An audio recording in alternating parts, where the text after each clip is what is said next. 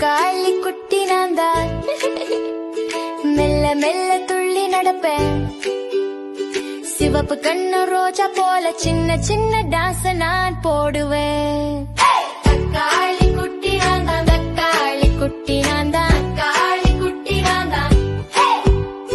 சிவப்பு நிறத்தில் இருக்கும் தக்காளி குட்டி நான் தான். அழகாய் பாடுவேனே, அருமையாய் ஆடுவேனே, தக்காளி குட்டி நான் தான். சிவப்பு தக்காளி